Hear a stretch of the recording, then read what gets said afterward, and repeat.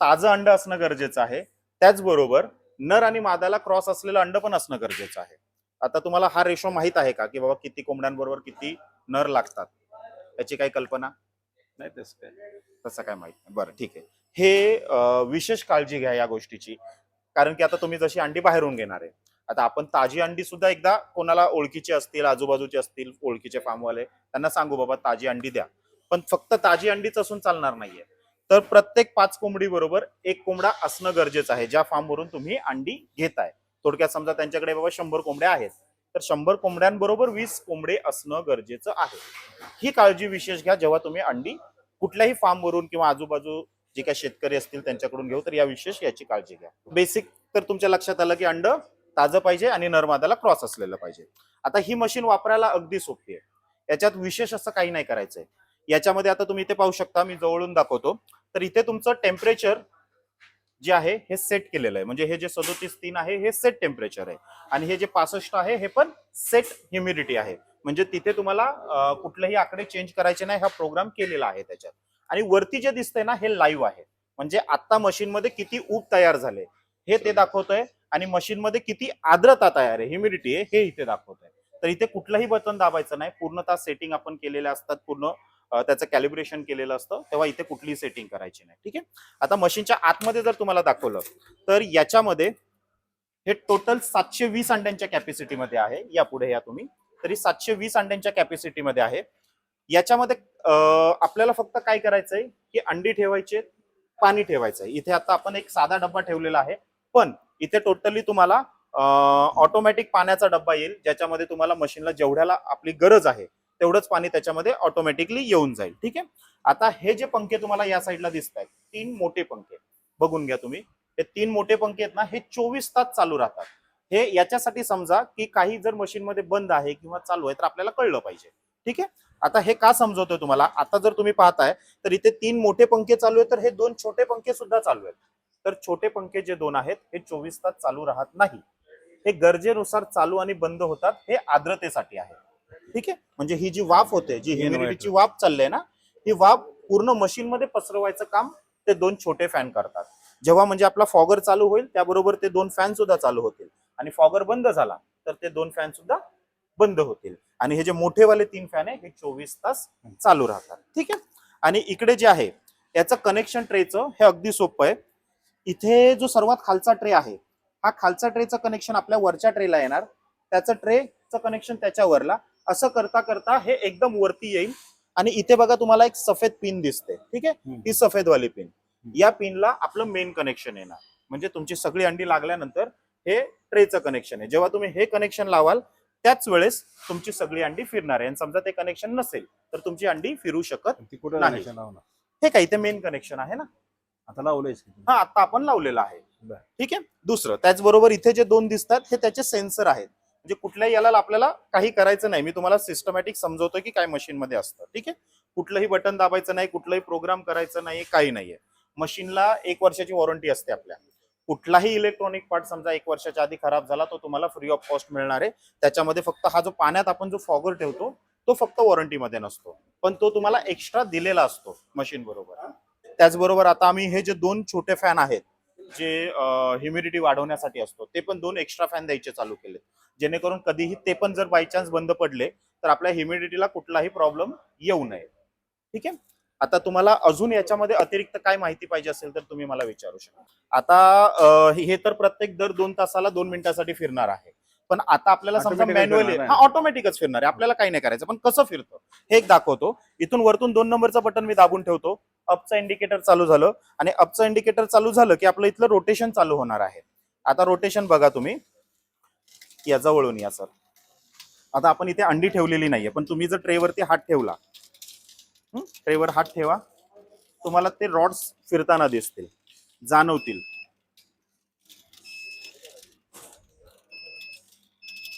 जाणवतंय?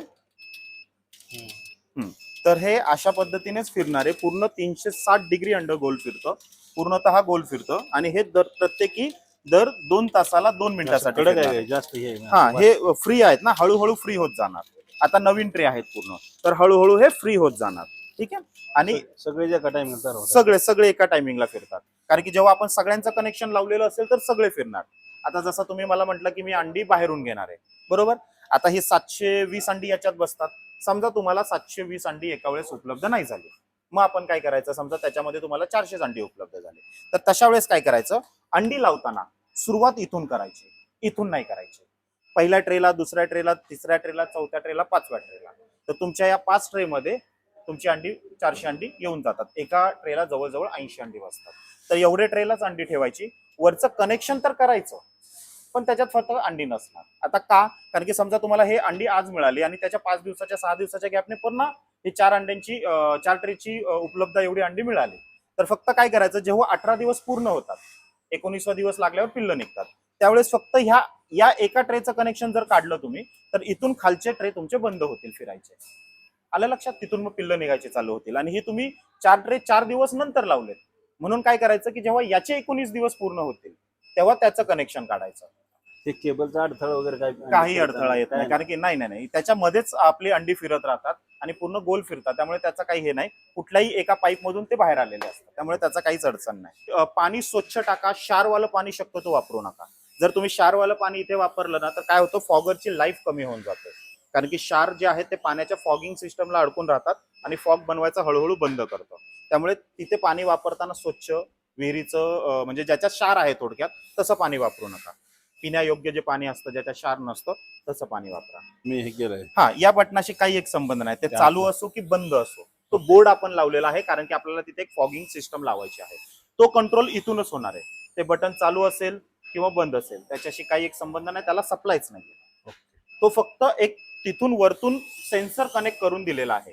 म्हणजे आता जो फॉगर चालू आहे ना, थोडा वेळ आपण जेव्हा मशीन बंद करू आणि ह्युमिडिटी लेवलला येईल की तुमचा तो फॉगर ऑटोमॅटिक बंद होणार आहे. म्हणजे तिथल्या बटनशी काही एक संबंध नाही. आता उद्या जर मी समजा अंडी ठेवली आणि डायरेक्ट मशीन लाईट पिन चालू केले, खाली पाणी ठेवलं, लॉक लावून टाकलं, झालं बस. एवढंच करायचंय, कमी शब्दात. तुम्ही जे सांगितलं ते कमी शब्दात, की एवढंच आहे, दुसरं काहीच नाही. कारण की तुम्हाला इथे तर काही बटन दाबायची नाहीये.